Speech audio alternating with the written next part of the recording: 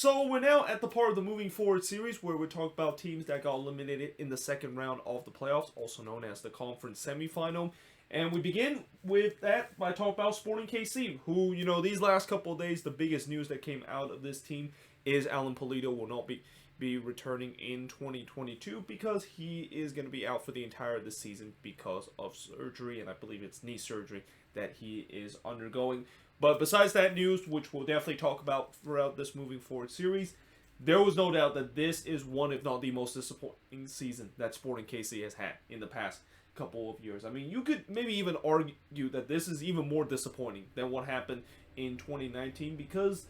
this team, you just feel like this was a huge missed opportunity for them to make MLS Cup, and especially really coming into the playoffs, their biggest competition of making MLS Cup was the Seattle Sounders, and how the Sounders got knocked out in the first round. You just kind of feel like this was a run for Sporting KC to get to MLS Cup, and probably the easiest path that they're going to get. And then they, of course, got stumbled by the same team that the Seattle Sounders stumble against, and that, of course, is RSL. Now, overall, their record is 17-7-10, and they finish with 58 points. They scored 58 goals this season, allowed 40 goals, and had a goal differential of plus 18. They finished third in the Western Conference, but like I said, they got eliminated in the second round of the playoffs by RSL. Top goal scorer for this team is actually not Alan Pulido. As much as, Pulido is probably the heart and soul in terms of this team on the attack. He, like doing his time with Sporting KC, has had problem in terms of staying fit, and because he were able to play most of the game, we're actually spending more time on the sideline than actually playing on the pitch. He actually didn't finish as the top goal scorer once again, though he did register 8 goals in third place. But the first place is a guy that we saw a couple of years ago that he was a lead for goal scored, and then he kind of become the biggest curse player in the league in terms of goal scored. And that, of course, is Daniel Showery. But for whatever reason, this season, it seems like that curse finally lifted because he had probably the best season in his career, even better than in 2018 when he had that breakout year of scoring double-digit goal. And there was times where he was really challenging for the Golden Boot race. Though he kind of dipped into a little bit of form late in the season, but he still finished with 16 goals. Other than that, you got Johnny Russell, who were at times literally the only guy that can score goals for this team and was just carrying this attack on his back with 15 goals this season. Then, as I mentioned, with Pulido with 8 goals, Gadi Kinda with 5, and Kyrie Shelton with 3 goals. Top assist leader, you got Gadi Kinda, Johnny Russell, and Daniel Showery all ties at 8 assists, followed by Kyrie Shelton with 6 assists, and Graham Zusi to finish the top 5 in terms of the top assist leader for Sporting KC with 5 assists. So, one right for the Sporting KC team. Well, there was no doubt that this attack was lethal, and like I said, as much as I know this upcoming season, not having Pulido is going to hurt this team. I mean, last season, even for majority of the year that they did not have Pulido, they were still able to score goals, and that attack at times looked like one of the scariest attack in the league. And in fact, the stats kind of proved it too. They scored the most goal in the Western Conference, and was only, I think, third in the standing. Well, not just third, but actually third in terms of the most goals scored in the league with 58 goals. Then we also have the unexpected breakout year of Daniel Showery. I mean, I've said before, this guy for the last 2 years, he looked like he was just snake bit in terms of his goal scoring. Like he was just not allowed to score a goal, and despite that, he still were able to play in some of the game. And I'm pretty sure Sporting KC fans were kind of pulling their hair out why exactly Daniel Showery is still starting this team. But it seems like Peter Vermees really believed him, and his belief paid off this year with his breakout year of 16 goals. And then, of course, the other thing that went right for this team is on Sunday they look like the best team in the league. And that's even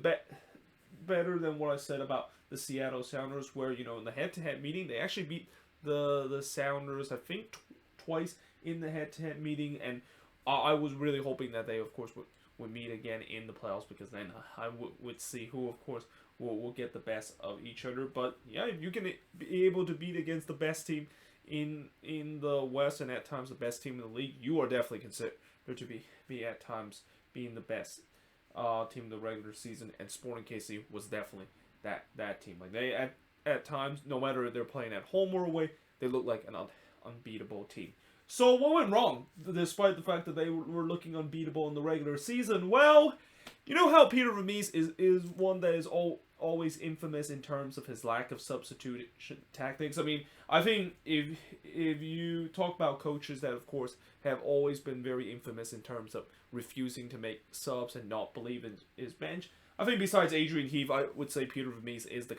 classic head coach where just for whatever reason he just does not like to make subs. Like I don't know why exactly that is, and it's not like the Sporting KC team is lack of depth. Like their bench is actually decent, but Vermes just kind of decided not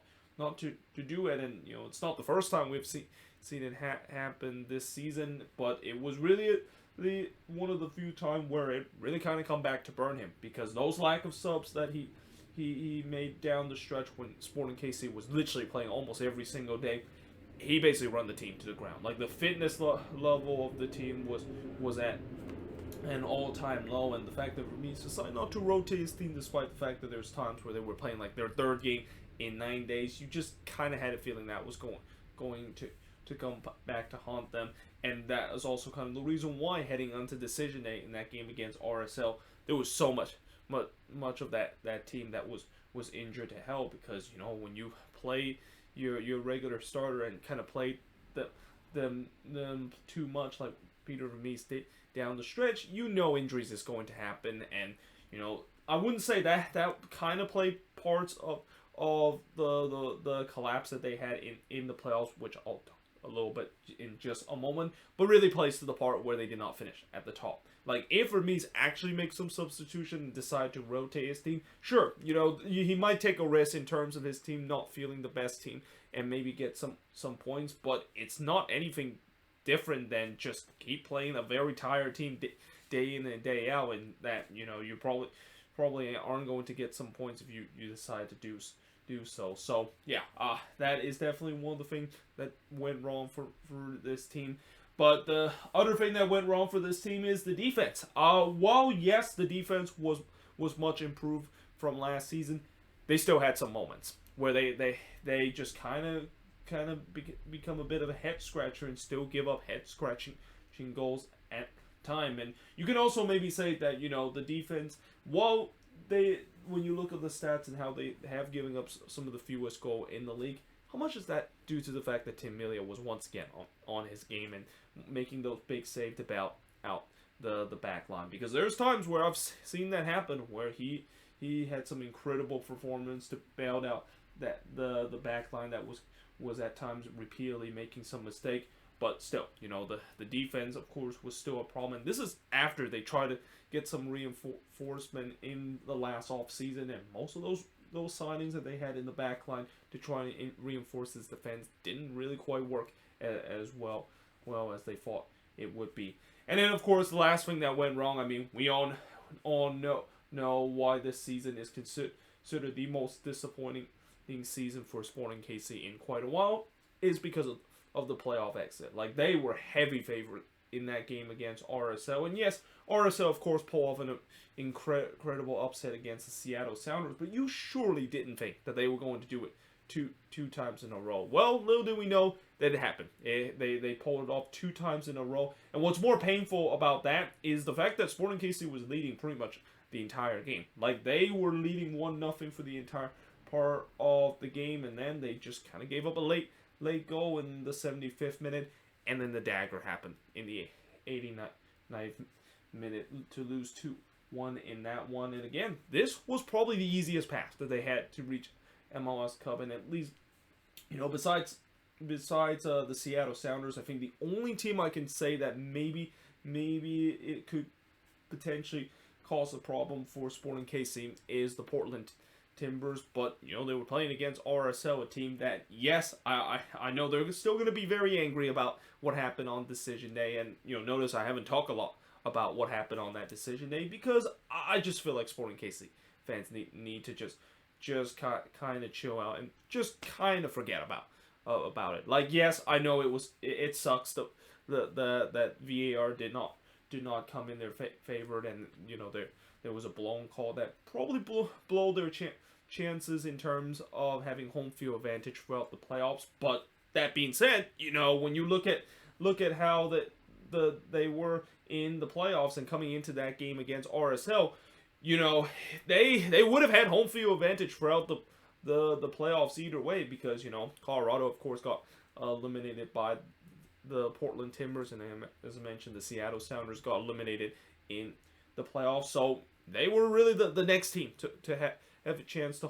host not only the rest of the playoff game in the Western Conference, but even host MLS Cup. So I don't think that should be an excuse to say that, oh yes, a disappointment in the playoffs was because of that blown call. No, you did not take care of your business against RSL, and that is kind of the thing that is just so disappointing, and again kind of reiterate the failure that this team has in the playoffs. Like, if you not include the MLS Cup that they won in 2013, which I know that sounds wrong, because you got to remember that this team still won an MLS Cup during this years of dominance that they had in the past 10 years. But if you don't include that, they have suffered repeatedly playoff fertility, and if it wasn't for that MLS Cup win in 2013, you could say that they're kind of like almost a New York Red Bulls type of team. Although I will also say that this team did win MLS Cup even in the early 2000s, but this will be kind of the team that just have so many playoff fertility that it's no wonder why Sporting KC fans never really get confident. Like, even when they are considered the favorites to reach MLS Cup in the Western Conference, they'll just tell everybody that, nah, you have not been a Sport KC fans long enough to know that this is a team that always find ways to choke in the playoffs, and they did it again. And this was probably the most frustrating way with the way that they should have won that game against RSL, and that they kind of choked away of that in the last 15 minutes of that game. So moving forward, after a disappointing season, well, there's no doubt that heading into this season, they would definitely once again have a goal of trying to make an MLS Cup push again, and that they're, like many of these good teams in the Western Conference, are once again going to be in an MLS Cup or bust kind of mode. But in order to do that, they will be without their main number 9 in Alan Pulido, who, again, it's the biggest news that came out of this team with the way that it was announced he will be out for the season because of knee surgery. And I've also mentioned the fact that how much they're now regretting the fact that they should have maybe signed Robert Barrich after picking up in the re-entry draft. I mean, it's unfortunate that when this announcement was happened, I'm pretty sure they didn't know that this was going to happen. But at even then, I kind of was surprised they decided not to sign Robert Barrich. I mean, yes, his contract was going to take a lot of the cap space of this team, but he's still a decent option, and especially a guy like Barrich, who, yes, I know he can at times suffer a bit of a dry spell when he's not in form, but when you can get him in form, he can be a guy that could actually be a decent player. And in some way, I could also kind of compare Barrich to a little bit to Daniel Showery. I mean, I know Showery had, for majority of the year, had a good season, and his stats basically backed up, but you see how Showery performed the last month or so in the season. He really was struggling to replicate the great start that he had in the beginning of the season, and it almost felt like he was kind of almost a boom and bust player, where when he's booming, he is a player that is a man that is possessed and become really the main attacking core of this Sporting KC team. But when he is ice cold, yeah, he basically goes back to his old self in 2018 and 2019, the guy that just could not, or in 2019 and 2020, where a guy just cannot score a goal. And again, Barrich is kind of that player, and though I would still take that over the current option that they have in the number 9, which is Kyrie Shelton, who, again, last year, Shelton, he had an okay season, but as a number 9 and you only score like 3 goals in the entire season, yeah, that might not be a good option for him to be kind of leading that line, especially with the way that how he plays last season and how Remis played him. He's not really kind of a one of those target number 9 where you, of course, give him the ball and he can put the ball into the back of the net. So yeah, I just don't think he's going to be the guy that replicate the same success that Pulido, of course, has, which is why they desperately need a number 9, and we shall see whether or not, I've said before how maybe they might now reconsider not signing Barrich in the re-entry draft, and if there's a way that they can, of course, do so, I would say they do it. But we'll see. That's going to be the case, or maybe they'll go somewhere to find that number 9 that they desperately need. But the other thing moving forward for this team is that I think Johnny Russell will have to carry this attack again. So besides the injuries that Polito, of course, will be out for the season, one thing we also know is that Gary Kinda is not going to be available for this team, at least in the first couple of weeks, which means, once again, the attacking strength is going to land on Johnny Russell's hand. And last season, he of course shown that even when the pressure was for him to basically produce all the goals for Sporting KC, he has to deliver multiple times. So I expect he's going to do it again if he is called upon. Though one thing I am concerned if you're a Sporting KC is that what if he gets injured? Like, what if he also get injured? Then they could be screwed in terms of the attack, because we saw last season when all 3 of their most important pieces in Kinda, Polito, and Russell, and at times even Showery getting well, actually Showery didn't get injured, but Showery was kind of the only main player on the attack, and it just also seemed like, at least in the part of the season when the pressure was putting on Showery be the one that carries the team, yeah, he did not really quite do that very well. So again, the concern that they have on the attack is definitely Imlin, which is also kind of the reason why, you know, I actually didn't write it here for the moving forward, but also of them maybe adding more depth in terms of the attack, and that in case some of their most important weapons does go out with injury, at least they have some good depth in terms of replacing them. But the final thing moving forward for this team is they need to get younger and make more U22 initiative signing. Believe it or not, when you look at the Sporting KC team, there are some old bodies in the Sporting KC team. Like guys like Roger Espinoza, Graham Suzy, and even their goalkeeper Tim Melia is really starting to come up to their age. Like Tim Melia himself, he's 35 years old, and I know he of course is a goalkeeper, and usually goalkeeper have more longevity, and I had a feeling that he's probably going to be still at the top of his level at least for 3 or 4 more years. I mean, even I know a couple of years, even when Nick Raimondo was in his late 30s, he was still at the top of his levels, and I expect that could be the same case with Tim Melia. But, you know, knowing the fact that they are starting to get older, you know, it just shows you how, and with the way that I don't think Vermees is going to learn his lesson once again of not making King's subs and kind of freshening those guys that are kind of more older, because we know with older guys, you know, their fitness is going to be not as good, and that you're basically asking a lot to play these older guys game in and game out in the condensed kind of period. So one way for them to maybe change that is they need to get younger, and they do have some good young talented, especially in their depth chart, and also I know they have some good young talent even with their reserve team Sporting KC too. But we'll see whether or not if they can of course perform these young players, and if they can't perform, they definitely need to think about making some more U22 initiative signing, and that they're kind of not a team that, you know, we talk about all these teams that have gone down to South America to find these hidden gems. Sporting KC hasn't really been that kind of team, and it's going to be interesting to see. Maybe they'll start changing that, and maybe they'll look to try to sign these young South American players, or maybe even go into the super draft to get some good decent player that is young and can really match the intensity of this team. Because like I said, you know, with Vermees not really liking to make sub, that means he always wants this team to be having a very high energy style, and the only way you can keep up this high energy style throughout the season is that you need to have a young team, and this Sporting KC team doesn't really have that when you look at the current roster. But either way, hope you guys enjoyed this video. If you do, make sure you guys leave a like, smash the subscribe button, let me know in the comments below what do you think of this video, and if you're a Sporting KC fan, what do you think went right, went wrong, and most importantly, moving forward, how is this team going to look next season? But yeah, hope you guys enjoyed this video. If you do, make sure you guys leave a like, smash the subscribe button, and yeah, I of course will see you guys next time.